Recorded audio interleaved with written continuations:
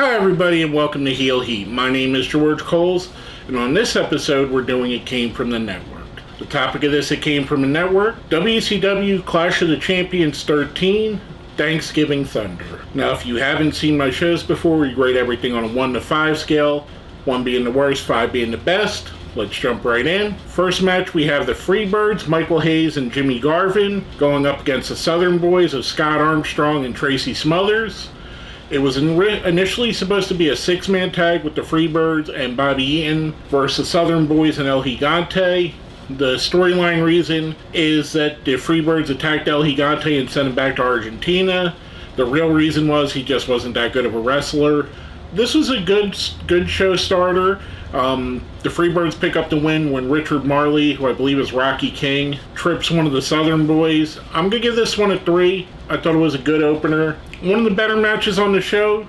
There's a lot of down points, and we'll get to that when we get there. Next up, we get an interview with Sting and Tony Schiavone, who says the famous "It's Sting," which everybody says now. Sting's there talking, and we hear the voice of the Black Scorpion, which is the feud that they're promoting at this time. They're heavily promoting the Starrcade pay-per-view, which would be the Sting vs. Black Scorpion, where the reveal of who the Black Scorpion happens. This was a pretty decent promo. Sting, not really looked at as a great promo guy, but he was good. He was quality here. He drew you in. I believed in him. At this time, I was a big Sting fan. I thought he was one of the better wrestlers. I really enjoyed his work.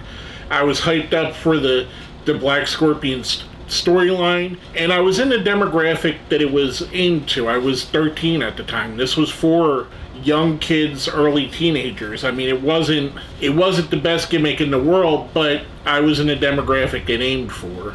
Coming from that, we get a match with Brian Pillman, who's in the Flying Brian gimmick at the time, against almost called him Bill Lambier, Buddy Landel, the Nature Boy, which is kind of funny because we see the other Nature Boy, the more famous one, at the end of the show.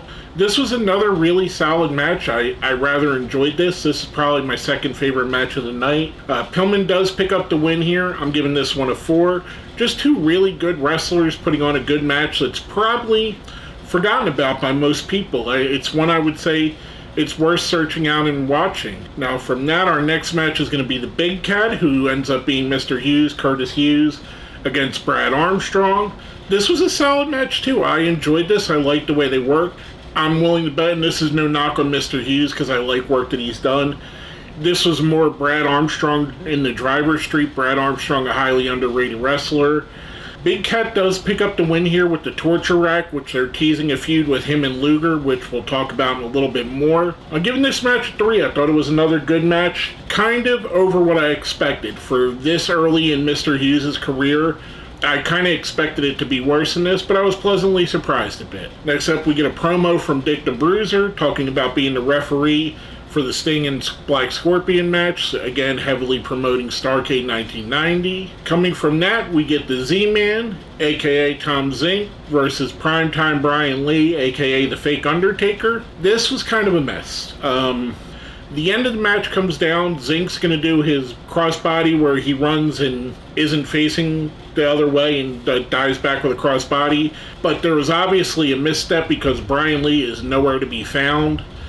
The match was a little clunky, a little bit wonky in its way.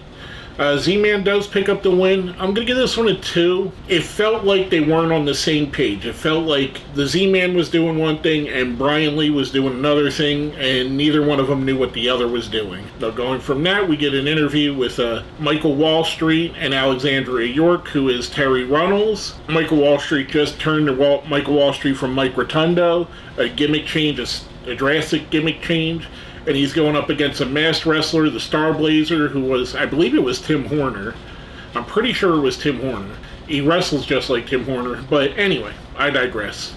This was basically highlighting the new gimmick change for Michael Wall Street, highlighting the early analytics, which is kind of funny that they were in on talking about analytics about a decade before it really came into prominence in professional sports. Wall Street picks up the win here. I'm going to give this one a 3. I thought it was a good match, not a great match. The next match I kind of think has a little bit of a problematic overtones.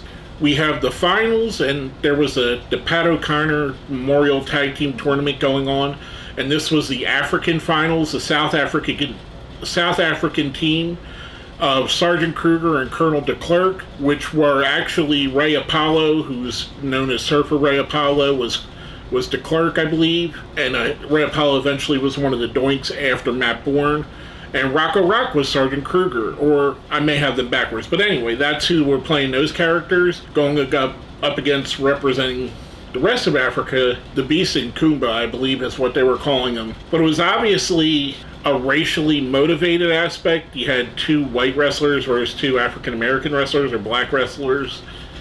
And with the way that South Africa was at the time, it makes sense. Sergeant Kruger and Colonel de Klerk win. I'm giving this a 2. It really wasn't even a good match.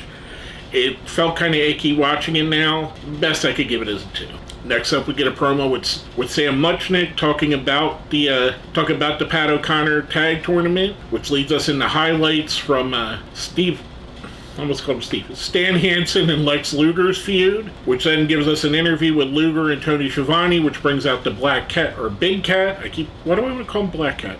Anyway, brings out the Big Cat, and Luger kind of tussle. Luger chases him off, which leads us right into a match with Lex Luger versus Motor City Madman.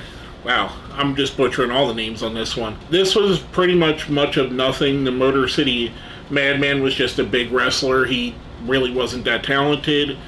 Luger is better than what he showed here. Luger does pick up the win. I'm giving this match a 2. Next up, we have a team that I actually remember liking a lot, and they weren't around for a real long time, at least in WCW.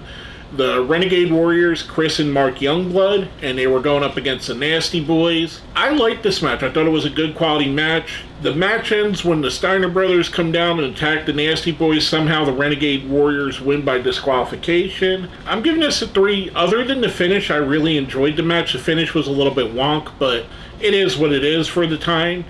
And I like remembering the Renegade Warriors. They're kind of one of those teams and 2 of the wrestlers that you don't really think about often. But when you're reminded of them, you remember how much you actually enjoyed them. Now, coming from that, our next match of the night, probably the worst match on this card and one of the worst matches of the era. We have Sid Vicious versus the Night Stalker. And the Night Stalker for this is Brian Clark, aka Adam Bomb. This was a mess again. This was sloppy. Neither wrestler, you could tell Brian Clark is very young here. It starts off, they say Ox Baker is going to be with Brian Clark, which he doesn't come out. They give the reasoning is Ox believes that Night Stalker is ready for this. He's carrying an axe, which is an obvious Halloween costume prop that you could pick up at any Spirit Halloween store. The match was clunky. At the end, Big Cat comes down, gets involved. It ends up, Sid hits Brian Clark, or hits the Night Stalker with the axe right in front of the referee and gets the pin. I'm giving this one a 1. It was bad. It was clunky. This was bad even for the standards. And I'm a Sid guy. I like Sid Vicious. I think he gets maligned a lot, but this was bad even for Sid standards. He's not the best wrestler, and this is one of the matches that proves it. Next up, we have the Steiner brothers going up against a jobber team called Magnum Force. I don't remember Magnum Force at all. I seem to remember them on Saturday night a bit. I remember the look. I don't remember the team. The Steiners pick up the win here. Nasty Boys try to get involved. I'm giving this one a 3. Next up, we get an interview with Tony Schiavone interviewing Arn Anderson and Ric Flair, who one of them is going to fight one of the members of Doom, and it's going to be determined by a coin toss later on. If Doom wins, or if one of the members of Doom wins, I believe Flair has to be their assistant. And if Arn or Flair wins, then Teddy Long has to be their chauffeur. It's convoluted. Next up, we get a Danger Zone segment with Paulie Dangerously, who all night was on commentary with Jim Ross, and they're a fantastic commentary team. He's bringing out Sting. The promise was a face-to-face with Sting and the Black Scorpion. This was one of the ones where Black Scorpion came out and did some of his magic. He turned a guy into a tiger. Just a bad segment looking at it as an adult. As a young teen, it was kind of cool, but it's just crappy magic that you could see at any Vegas magician show, any TV magician show over the years. It kind of reminded me of Magic Secret Revealed with the guy being masked. Some of the Black Scorpion stuff is pretty bad. Then from now we go into the main event by coin toss. It's going to be Ric Flair versus Butch Reed. This I thought was a quality match. This was my favorite match of the night. I really enjoyed both these guys. Obviously, Ric Flair is a nature boy Ric Flair. Butch Reed, another really great wrestler. This was a really good match. Flair picked up the win on this. I'm giving this one a 4. Overall, the show had some ups and downs. The Flair and Reed match was good. Landell and Pillman was good. I enjoyed some of the stuff with the Renegade Warriors and the Nasty Boys, and other than the finish, I enjoyed that. I liked the Big Cats early stuff. There was some bad stuff. Sid and Night Stalker was bad. The African Finals was pretty cringy and not a great match on top of that. Luger and the Motor City Madman wasn't that great. Overall, I'm going to give the card a solid 3. It was very up and down. I expected a little better, especially with this era, with this talent roster.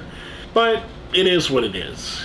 With all that being said, if you made it to the end, please smash that like button, share the video, subscribe if you haven't. If you made it all the way to the end, let's put Black Scorpion in the comments to let me know you made it there. My name is George Coles, and this has been another It Came From the Network.